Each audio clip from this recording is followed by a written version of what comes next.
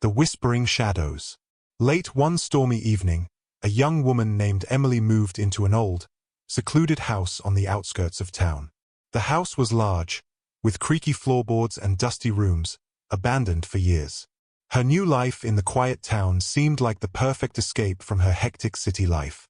The first night, as she lay in bed, the wind howled outside, rattling the windows. She felt uneasy, but dismissed it as the house settling. But then, she heard something, soft whispers. At first, she thought it was the wind, but the whispers grew clearer. Emily, Emily. Frozen with fear, she listened.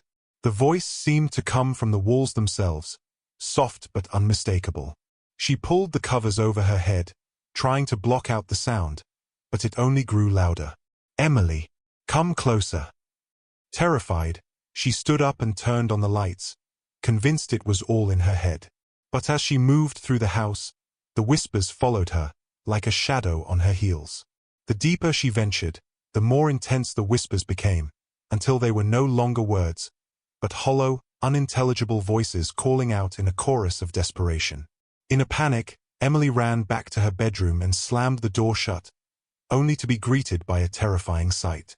The shadows in the corners of her room twisted and writhed, contorting into unnatural shapes.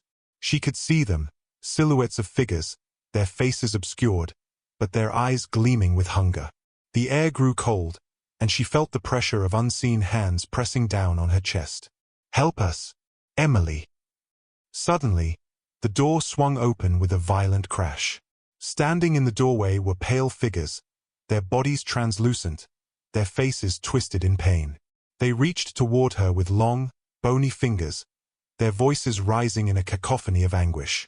Emily stumbled backward, her heart racing. She tried to scream, but her throat was tight, and the words wouldn't come. As she turned to flee, one of the figures whispered in her ear, "You can never leave." The room fell silent. When Emily awoke the next morning, the house was eerily quiet. The shadows were gone. The voices had vanished.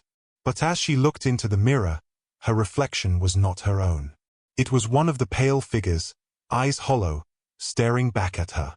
And then, she heard it, faint, but clear. "Emily, help us."